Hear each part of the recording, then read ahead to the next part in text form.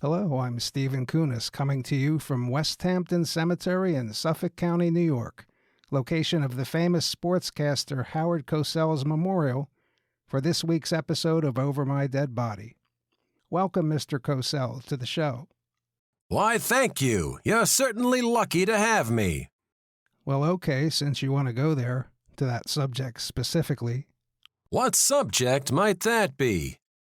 Vanity and ego. Yours especially. Well, I am the greatest of all time, and I've been called Humble Howard, so that should give you a clue. Not everybody likes you. There are many haters out there. Many find you to be pompous and phony. You think?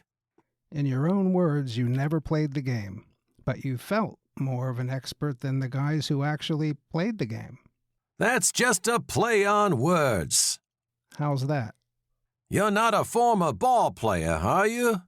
No, and what's up with a hairpiece? I knew you were going to go there. It was to keep my head warm. Even inside Madison Square Garden? Listen, you little monkey, I ain't got time for this shit. Did you not once call an African-American wide receiver that? He was fast as hell. And what the hell is an African-American? Was he drafted out of Africa? It's a long story. However, some say that remark cost you your Monday night gig. You win some, you lose some. Coming up, the indisputable champ of sports broadcasting, Mr. Howard Cosell. You all know our next guest from his tenure on ABC's Monday Night Football. But there is much more to his interesting life. He has been voted the most loved and most hated sportscaster of all time. So how do you explain the contradictions? We're about to find out. Ladies and gentlemen, Mr. Howard Cosell. Welcome to the show, sir. Thank you. I'm very happy to be here. As for the contradictions... I think before we get to the meat and potatoes, can you provide some backstory of your life for our younger viewers? Sure. Given my present location, you already know the ending, so I'll start at the beginning. I was born in North Carolina on March 25th, 1918 in Winston-Salem. My parents were Nellie and Isidore Cohen. Not Cosell, right? Listen, asshole, don't interrupt me again. You are correct. I was born Howard William Cohen. I changed it later when I was in college because my grandpa's name was Cosell. The jerk-off immigration guys on Ellis Island wrote the wrong name down, and my dumbass pop decided to just keep it. When I was 9, for some reason, we moved to Brooklyn. My mom wanted to open a furniture store or some other idiotic business that Jewish people run.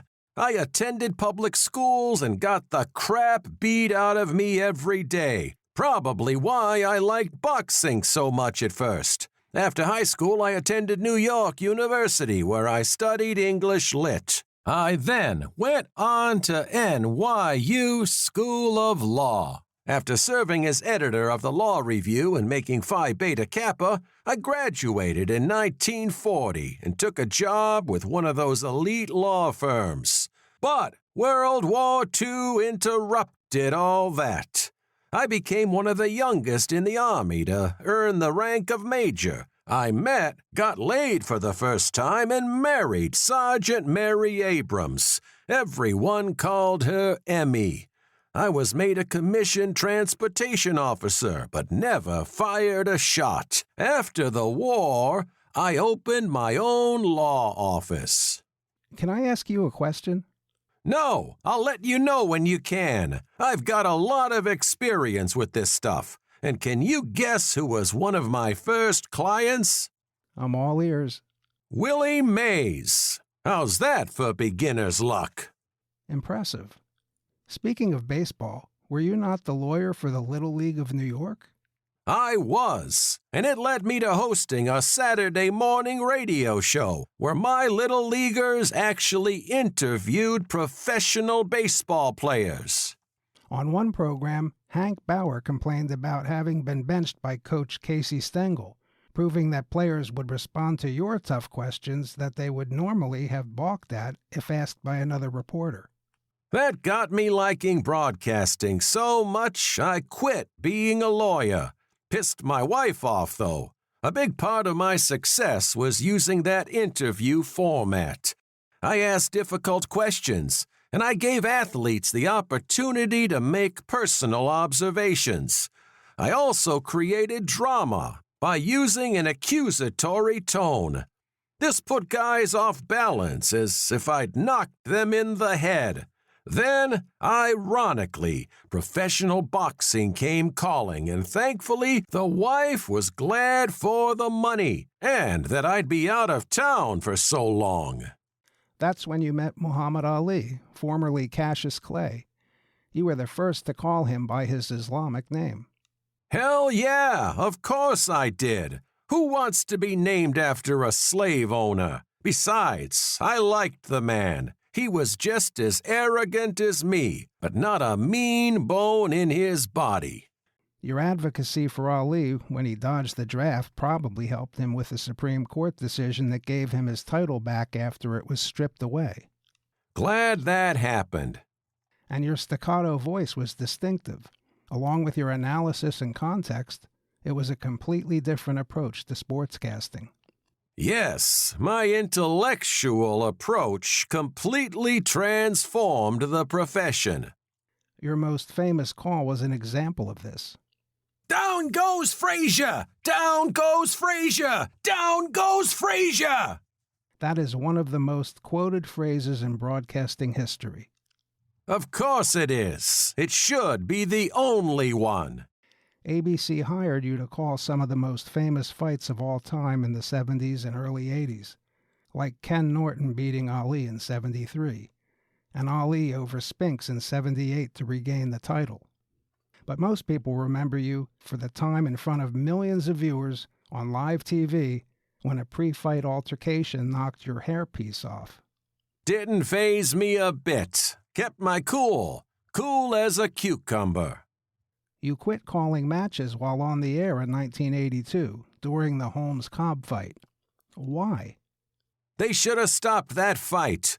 2 weeks earlier, a guy got killed in the ring. So when Holmes was smashing Cobb, I announced on the air that if that referee didn't stop the fight, I'd never call another bout. It caused quite a controversy. Yeah, well, after that, they put in a bunch of reforms. 15 rounds went down to 12. The ref could now stop an unfair fight on his own. So, hey, my mouth is a lethal weapon. By 1970, you turned your attention elsewhere. Yes, I was doing Monday Night Football by then. They teamed you up with two former football players, Frank Gifford and Don Meredith. Two of the biggest dumbasses the world has ever seen. But the dynamics in the booth between you guys made the show hit #1 in the ratings week after week. That was because of me. I carried those idiots on my back for 12 years. That's harsh. I just tell it like it is. You also coined the famous phrase during your tenure on Monday Night Football. He could go all the way! Still repeated in every NFL game today.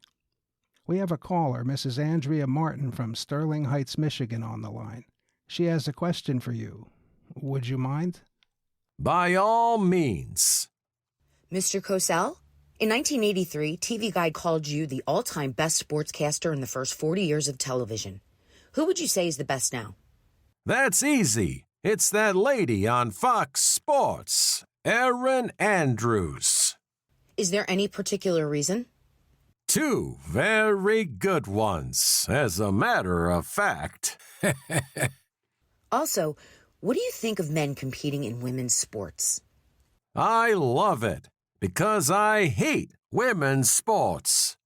So it would be okay for Caitlyn Jenner to compete in a decathlon in the women's division? Don't get me started. There's no amount of surgery or hormones that would make Bruce Jenner lose to a female athlete.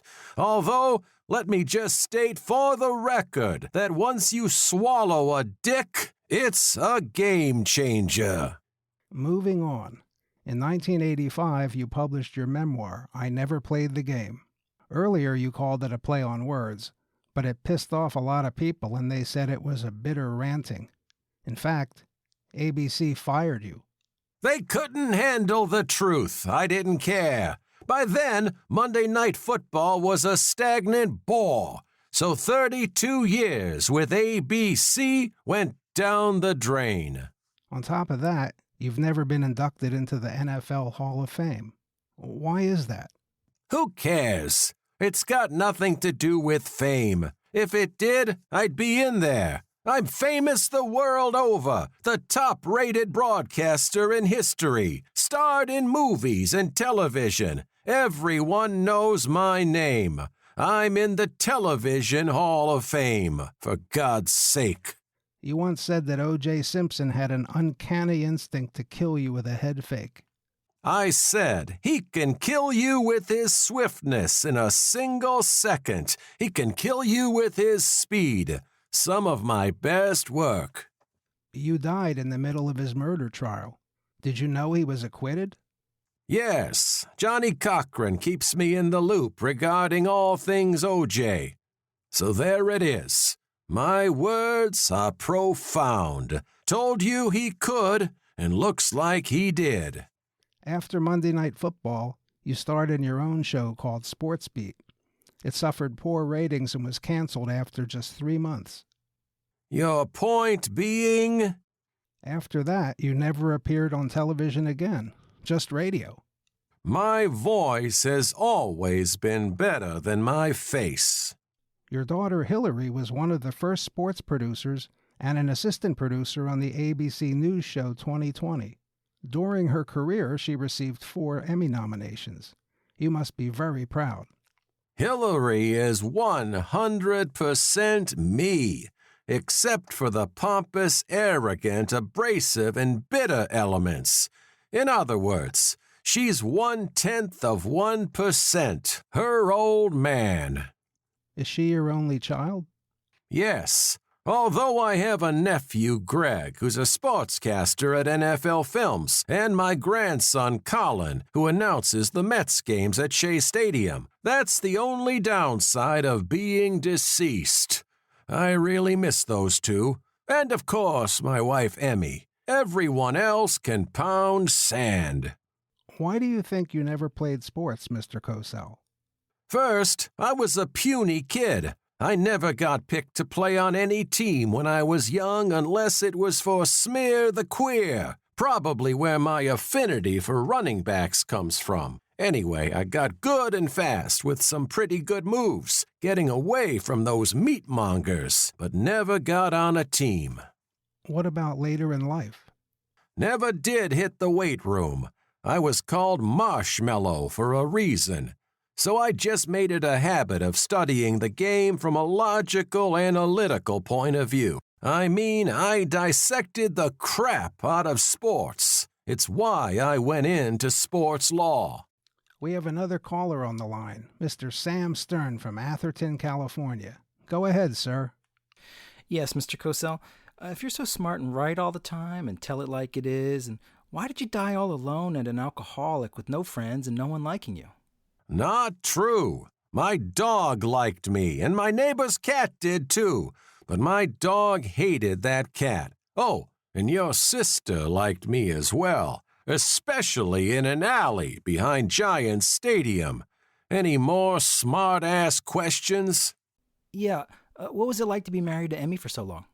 Like opening the fridge for 54 years and seeing the same food in there every day. So you were never tempted by another? I never eat another person's food, except my wife's sour cream cake robustelli. She was a fabulous cook, but this particular dessert was my favorite. Takes a little over an hour to make. I had my grandson post the recipe online. Check it out. I certainly will. Never heard of a robustelli cake, I must admit. It's not a cake, it's a person. A good buddy of mine, Andy Robustelli, was a Hall of Fame defensive end for the New York Giants, as well as a close family friend and a huge fan of Emmy's cooking. This was his favorite dessert. She made it for him every time he came over, so when he retired from football, she named it after him. Andy called it the icing on the cake of his career. Very sweet. Pardon the pun. If you could go back in time and change one thing, what would it be? That's easy. My junior high school years. What happened? That's where my sports career ended, before it ever began. In the shower after my first PE class, with 1,000 towel snaps to my testicles. Sounds harsh. Never took a shower at school again. Hence, no sports. Started stinking so bad the principal sent me home. Mr. Cosell, let's revisit for a minute the time in your life when you sort of disappeared from the limelight, right about when your wife Emmy died. Jesus Christ, really? It's so the audience can get a complete picture of you. Just Google a damn photo. I mean, 54 years with one person and they suddenly disappear. You'd booze it up too. 5 years after her death and you were gone. This brought an odd mix of responses. Very few people cried at your funeral. Why do you think that is? They were there for the free drinks and food. We're almost out of time. What do you think your place in history will be? Who cares? Time will tell. I'd be more famous if I banged more women. There's a certain truth to that. Yep, I tell it like it is. We received a text message before the show from comedian Billy Crystal. He writes, Howard, thanks for giving me my first shot on national television and for introducing me to the champ.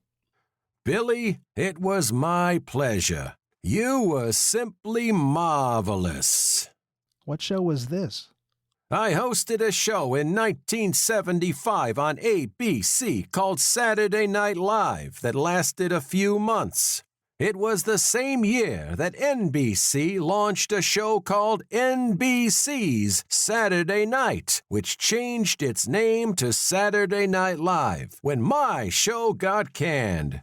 I'll bet not too many people know about that. They do now. Anyway, Billy came on and did his Cosell and Ali impressions. He pretty much stole the show. We also received an email from a Mr. Tim Gannon from Newtown, Pennsylvania.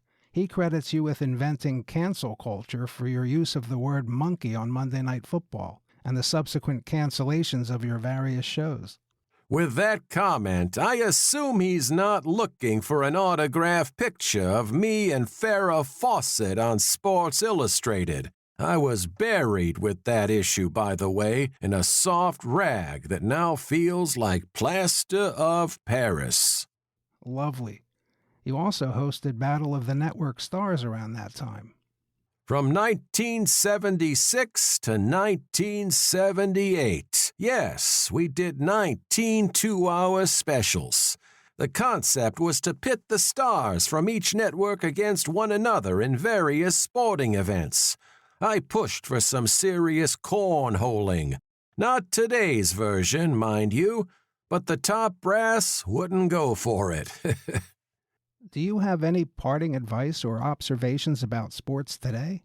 Sure, I think sports have become too violent. In the past, we ran a clip every week on Wide World of Sports called The Thrill of Victory, the Agony of Defeat. When a skier would wipe out going down a mountain, that's what people secretly wanted to see. Same with car racing. They wait for the fiery crash. Or in ice hockey, they hope a fight breaks out. It's not healthy, although I would have loved to cover the Tanya Harding ice skating event. That girl really knows how to take a knee. Speaking of which, what do you think of athletes taking a knee at sporting events? It's ridiculous. It's a game, not a protest. There's a time and a place for everything. You don't see anybody playing football at an abortion rally. And there you have it, the story, the words, and the truth straight from Mr. Howard Cosell's infamous mouth. Ed Sable at NFL Films once said, 50% of the people hate him, 50% of the people love him, and 100% of the people watch him.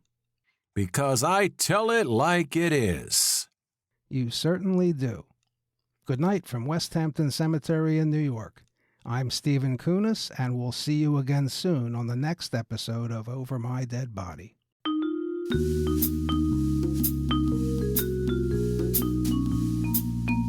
We hope you enjoyed the 10th episode of Over My Dead Body. The entire TV series is now available as a podcast in addition to streaming on Amazon Prime. Aside from Howard Cosell, we've interviewed Robert Kardashian, Nostradamus, Steve Jobs, Mae West, Richard Nixon, Julia Child, Tupac Shakur, Phyllis Diller, and Mark Twain. Upcoming guests include Walter Cronkite, Jimmy Stewart, Dr. Sigmund Freud, Jack Lemmon, Lucille Ball, and Jimmy Durante. All told, we plan to produce 60 episodes, and perhaps as many as 300 of them. One thing's for certain, there's no shortage of interesting guests, and more seem to arrive every day. I'm Stephen Kunis, and I created Over My Dead Body, serve as the executive producer, and research and write each episode. Howard Cosell was portrayed by Frank Gerard, a man of many talents and voices. Our wonderfully spooky theme music was composed by Marty Kriswanis. Very special thanks go to Norman Lear for his encouragement in the development of this show, and to the late great Johnny Carson for suggesting that a talk show with a fantasy guest list would be a wonderful idea.